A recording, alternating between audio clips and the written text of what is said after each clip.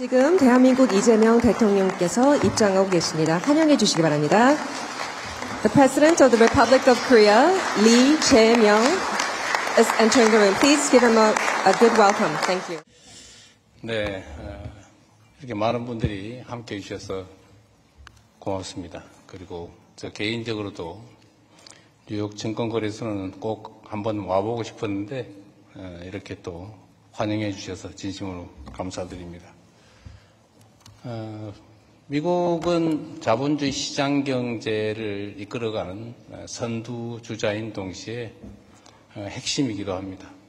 대한민국은 역시 미국의 지원과 협력으로 6.25 전쟁에서 살아남았고 또 그 엄청난 협력과 지원 덕택에 해방된 식민지 중에 유일하게 민주주의와 또 경제적 번영을 동시에 이뤄낸 유일한 나라가 됐습니다. 지금은 새로운 국제 질서가 만들어지고 있는데 이제 새로운 길을 또 찾아 나가야 되는 혼란의 시기이기도 하지만 우리 대한민국으로서는 새로운 기회를 가지게 됐다라고 생각합니다. 시간이 그렇게 많지 않으므로 대한민국 시장, 경제 상황에 대해서 대한민국 대통령으로서 몇 가지 말씀을 드리려고 합니다. 미국 시장도 사상 최고치를 연일 갱신하고 있지만 대한민국 시장 역시 사상 최고치를 계속 갱신하고 있습니다.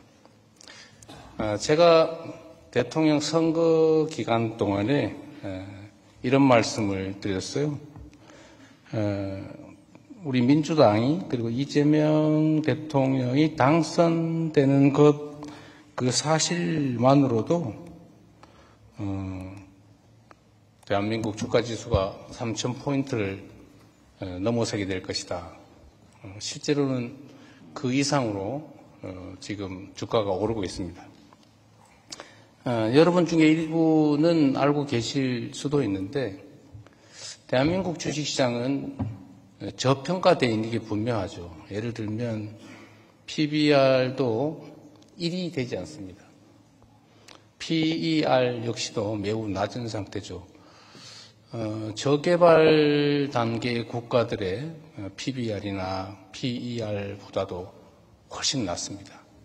대체 왜 그럴까? 대한민국 기업들의 개별 실력 그리고 실적은 정말로 높이 평가할 만한데 주가는 왜 그렇게 낮게 형성되어 있을까? 여러분도 다 아시죠? 몇 가지 원인이 있습니다. 그 첫 번째는 한반도의 지정학적 리스크죠. 혹시 전쟁이 지금 정전 중인, 휴전 중인 나라인데 또 군사 밀도도 높고 혹시 무슨 일이 생기지 않을까? 그것도 영향을 미칠 겁니다. 또 한 가지는 매우 부끄러운 일이기도 한데 기업 경영이나 지배 구조가 매우 불투명하다, 불공정하고 불합리하다라는 것입니다. 좋은 주식이라고 사놨는데 어느 날 보니까 갑자기 물적 분할이나 뭐 이런 걸 통해 가지고 알맹이가 싹 빠져나가는 그런 황당한 일이 벌어지기도 하죠. 그 외에도 여러 가지 많습니다. 세 번째는 시장의 불공정성이죠. 뭐 정말로 부끄러운 일이고 그러나 앞으로는 시정이 명확하게 되겠지만 뭐 주가 조작이 그냥 공공연하게 이루어지고도 그에 대한 제재가 분명하지 않다. 뭐 이런 점들이 있죠. 그리고 또 한 가지는 이제 정치적 불안정성, 예측의 불투명성, 대한민국 경제와 산업은 어느 방향으로 가게 될까? 이 점에 대해서 확고한 방향성이 보이지 않았던 측면이 있습니다. 그리고 외국인 투자자들이 한국 시장에 투자하는데 약간의 장애 요소들도 있었던 게 사실이죠. 그런데 이게 이제 다 바뀔 겁니다. 대한민국 국민들도 이제 그 점을 믿죠. 특별한 현실적 개선 조치가 없이도 이재명 정부의 수립, 이재명 정부의 출발 자체만으로도 이 시장이 이제 정상화되겠다. 어느 정도는. 그 기대만으로도 주가는 올라갈 수밖에 없는 거죠. 지금도 올해 전 세계에서 가장 많이 주가가 올랐지만 압도적으로 많이 올랐죠. 그러나 여전히 주가 수준, PBR 기준으로는 겨우 1.0을 살짝 넘은 정도, 그 정도에 불과합니다. PER도 마찬가지죠. 앞으로도 계속 개선될 가능성이 저는 많다고 생각합니다. 새로운 정부는 몇 가지 조치를 할 계획이고 실제로 하고 있습니다. 그 첫 번째는 시장의 불투명성, 예를 들면 주가 조작이나 불공정 거래 이런 점에 대해서 아주 가혹하다 싶을 정도로 엄정하게 대응해서 결코 부당한 거래를 통해서 부당한 이득을 얻을 수 없게 만들 겁니다. 제가 대한민국에서도 이렇게 얘기했습니다. 이 주가 조작하거나 시장을 왜곡하면 패가 망신한다. 이 영어로 번역이 잘 안 될 수 있는데 완전히 망한다. 그런 뜻입니다. 실제로 그렇게 하고 있어요. 합동조사단이 아주 지금 활동을 열심히 하고 있습니다.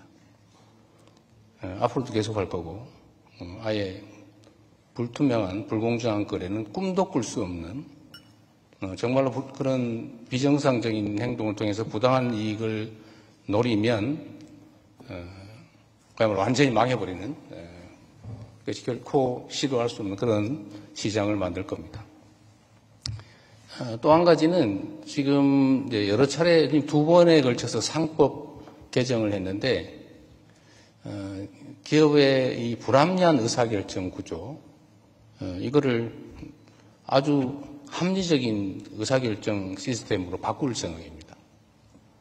지금 두 번에 걸쳐서 아시는 분 계실 겁니다. 예를 들면 이사의 책임이 주주에 대해서도 직접 책임을 진다. 라고 바꿔서 소수주주들 또는 일반 투자자들이 결국 손해보지 않게 부당하게 취급되지 않도록 제도적으로 보완해서 특정 주주만의 이익을 위해서 의사결정을 하거나 경영을 하게 되면 엄청난 손해배상에 심하면 형사처벌까지도 받게 이렇게 만들어놨습니다. 또 한 가지는 2차 상법 개정을 통해서 기업 내 의사결정에 주주들이 공평하게 참여할 수 있게 이렇게 만들어놨고, 세 번째 지금 3차 상법 개정도 지금 하고 있는 중인데, 물론 저항이 없는 건 아닙니다만 그러나 해야 될 일이기 때문에 실제 시행하게 될 텐데, 예를 들면 세금세 제도의 계획을 통해서 더 많은 배당이 이루어지게 한다든지, 또는 자사주를 취득해서 경영권 방어를 위해서 이기적으로 남용한다든지 이런 것들을 못하게 만드는 3차 법률 개정, 제도 개선도 하고 있습니다.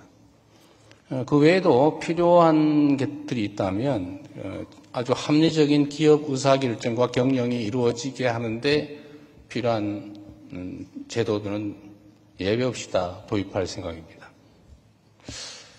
그리고 세 번째, 이게 사실 중요할 텐데, 한국의 지정학적 리스크, 남북 대치, 군사적 대치 때문에 오는 불안정성, 이로 인한 저평가 문제도 앞으로 많이 개선되게 될 겁니다. 제가 말씀드릴 수 있는 것은 대한민국은 전 세계에서 군사력이 주한미군 전력을 빼고 자체 군사력 수준이 세계 5위입니다. 엄청난 군사력을 가지고 있죠. 북한의 1년 국민 총생산, 1년 GDP보다 대한민국의 현재 국방비가 1.5배에 가깝습니다. 그러니까 1년에 북한이 생산하는 총량보다 대한민국 1년 국방비가 1.4배예요. 비교가 안 되죠. 그리고 아는 것처럼 대한민국의 방위산업의 수준이 엄청나게 높죠. 아마 생산 능력, 소위 납기를 맞추거나 주문을 소화하거나 또 기술력이나 성능이나 가격 측면에서 지금 아마 물론 첨단 기술 분야에서는 일부 미국이나 일부 국가에 좀 뒤진 건 사실이지만 대체적으로는 압도적이죠, 대한민국이. 엄청난 국방 산업 능력을 가지고 있고 앞으로 저희는 국방비 지출을 뭐 트럼프 대통령의 요청도 있기도 하지만 꼭 그거와 관계없이도 자체 국방력 강화를 위해서 국방비 분야의 지출을 대폭 늘릴 생각입니다. 한 나라의 국방은 그 나라 자체적으로 다 책임져야 되겠죠. 그래서 국방력이나 군사력 문제에서는 실제로는 전혀 걱정할 필요가 없는데 문제는 자꾸 대한민국 또는 한반도에서의 군사적 긴장에 대해서 걱정이 생기는 이유는 다 정치적인 이유 때문이죠. 뭐 아시겠지만 이것도 약간 부끄러운 얘기긴 한데 북한을 자꾸 다른 이유 때문에 자꾸 자극을 하고 사실상 북한에 대해서 도발을 하고 그 제가 옆에서 보니까 지금 북한이 휴전선에다가 전쟁 직후에도 하지 않았는데 삼중 철조망을 설치하고 있어요. 남쪽으로 침략하기 위해서 하는 게 아니고 북쪽으로 못 올라오게 그 방어시설을 지금 구축하고 있습니다. 그 불안한 거죠, 북한이. 군사력에서 워낙 밀리니까. 그래서 이거는 사실 정치적인 문제여서 대한민국의 새로운 정부는 저는 북한과의 관계 개선이 반드시 필요하다.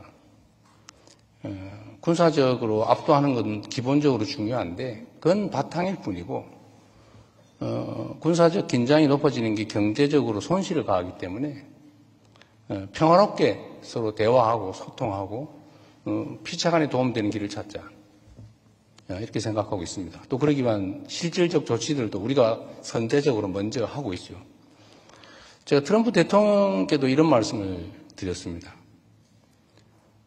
북한은 체제 유지를 위해서 경제력이나 다른 국가 역량으로는 비교가 안 되니까 소위 비대칭 무력, 핵무기 개발에 수십 년 동안 매달렸고 또 미국과의 협상을 위해서든 자기 체제 유지를 위해서든 미국에 도달할 수 있는 핵폭탄을 싣고 미국을 폭격할 수 있는 대륙간 탄도미사일 ICBM을 계속 개발하고 있죠. 거의 아직 성공은 못한 걸로 보이는데 거의 마지막 단계의 소위 대기권 재진입 기술 요거만 남겨놓은 상태라는 겁니다. 그것도 곧 해결될 가능성이 높아요. 뭐 다 아시는 것처럼 러시아와 우크라이나 전쟁 때문에 생긴 특수한 관계들, 북한과 러시아 간의 군사 협력이 강화되면서 뭐 또 새로운 우리로서는 위협 요인, 북한으로서는 기회 요인이 생기게 되겠죠. 그래서 제가 트럼프 대통령께도 이런 제안을 드렸던 겁니다. 제가 정치적 수사로 한 얘기가 아니고 진심으로 한 얘기예요. 북한이 체제 유지를 위해서 필요한 핵무기는 이미 충분히 확보한 걸로 보여진다. 그런데 1년에 계속 핵탄두 15개에서 20개 정도를 만들 수 있는 핵물질을 계속 생산하고 그 핵폭탄 제조 능력도 키우고 있다. ICBM, 미국에 도달할 수 있는 ICBM, 핵탄두를 싣고 미국에 도달할 수 있는 그 ICBM 기술도 거의 막바지에 다다랐는데 이걸 계속 그냥 방치하게 되면 매년 15개에서 20개 정도의 핵폭탄은 계속 늘어나고 ICBM 기술은 점점 발전해서 결국은 북한 체제 유지 방어를 위해서 필요한 양을 초과하는 핵무기는 그럼 어떻게 할 것 같으냐. 우려되는 점은 다른 나라로 또 수출하겠죠. 그럴 가능성이 많죠. 그래서 지금 상태로 이걸 멈추는 것만 해도 추가 핵물질 생산, 핵탄두 생산, 추가 ICBM 개발, 또 해외 핵물질, 핵탄두 수출 이런 것들을 중단시키는 것만 해도 상당한 안보적 이익이 있지 않냐. 그러니까 일단 단기적으로는 핵 개발, 핵 수출, ICBM 개발을 중단하자. 중기적으로 핵 무기를 감축해 나가자. 장기적으로는 비핵화를 추진하자. 그런데 이 협상을 할 수 있는 당사자, 그리고 역량을 가진 당사자, 그리고 의지를 가지고 있는, 역량, 의지가 있어야 되잖아요. 의지를 가지고 있는 사람은, 그리고 북한이 믿을 만한 협상 상대는 트럼프 대통령이 내가 보기엔 유일하다.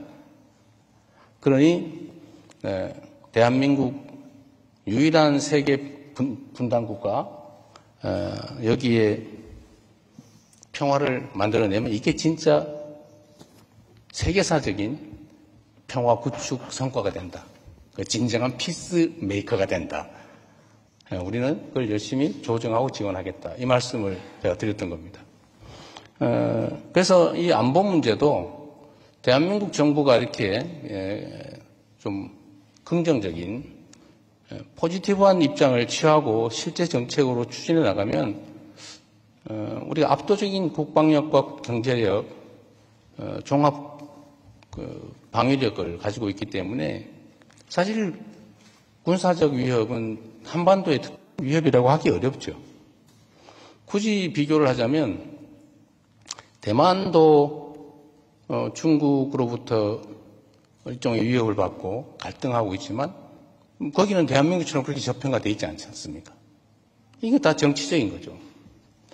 그래서 이 정치적인 지정학적 리스크는 우리 새로운 정부는 확실하게 해소할 생각이고, 그게 아마 대한민국의 경제 상황이나 주가 지수에는 상당히 큰 영향을 미치지 않을까 싶습니다.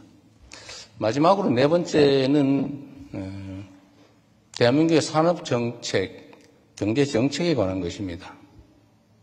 사실 경제에 국가정책이 미치는 영향은 매우 크죠.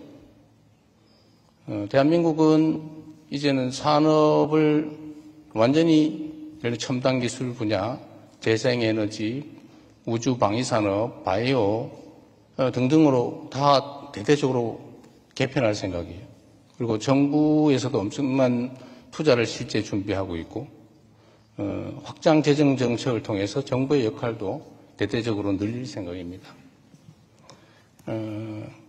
산업정책, 경제정책에 대해서 우리 국민들 또는 기업인들이 이제 예측 가능한 그런 상황을 만들어야 되겠습니다. 대한민국 경제와 산업이 어느 방향으로 가겠구나. 그걸 명확하게 우리가 이제 제시하고 있는 중이고 앞으로 실제로 실행을 할 것입니다. 이제 두 가지 정도의 추가 요소가 있는데 하나는 외국인 투자자들이 느끼는 불편함을 저희가 해소하는 거죠. 매우 아쉬운 것은 아직 모건 스탠리 지수에 대한민국 시장이 편입되지 못한 거죠. 모건 스탠리 혹시 오셨습니까? 오늘 특별히 뵙고 싶었는데. 네, 잘 부탁드립니다.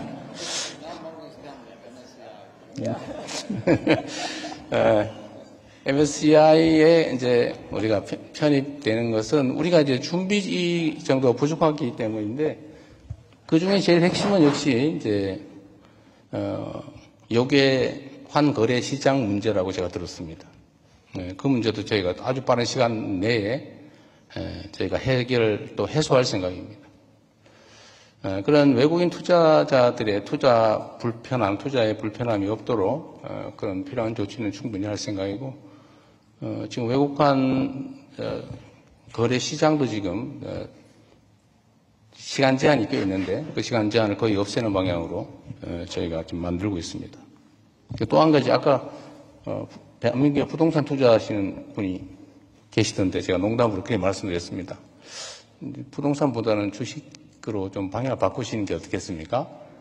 이렇게 말씀을 드렸는데 대한민국은 실제 부동산에 대한 투자 비중이 너무 높아요. 거의 80% 가까이가 부동산입니다. 특히 주택 이런 데 다 집중돼 있죠. 그래서 대한민국은 국가 정책으로 이런 금융자산 시장으로 국민들이 투자 방향을 바꾸도록 뭐 세제든 금융 정책을 다 대대적으로 전환할 계획을 가지고 있습니다. 그래서 오늘 여기 금융위원회, 금융감독원 등등 이 부분 담당자들 일부러 다 같이 함께 왔습니다. 약간 이제 대한민국은 너무 부동산에 자산이 너무 집중돼 있어서 부동산 가격이 너무 지나치게 높고 그게 기업 생산 활동에도 지장을 주고 또 장기적으로 보면 경제적 불확실성을 높이고 있기 때문에 자산의 금융 투자도 금융기관들도 이제 생산적 영역으로 좀 전환하도록 저희가 정책적으로 다 준비를 하고 있습니다. 제가 말씀드리는 게 좀 길었는데 여러분의 의견도 조언도 듣고 싶습니다. 마지막으로 제가 아까 우리 회장님께 따로 한 말씀을 드렸는데 저희가 이렇게 대대적으로 체질 개선을 하고 있는 중인데 여러분들이 대한민국 시장에 관심 가져주시기를 오늘 이렇게 부탁을 드리기는 하지만 이게 분명히 한국 시장 좋아질 건데 물론 제가 100% 보장을 할 수 없습니다만 여러분들이 한국 시장에 투자하기 전에 우리 대한민국 국민들이 먼저 많이 좀 사놔야 이 시장이 개선되는 데 대한 이익을 우리 국민들이 더 많이 누릴 텐데 너무 빨리 들어오실까 봐 걱정이 되긴 합니다. 네, 오늘 여러분들의 좋은 말씀 들어보기로 하고 제가 말씀을 드리는 것은 여기서 마치도록 하겠습니다. 고맙습니다.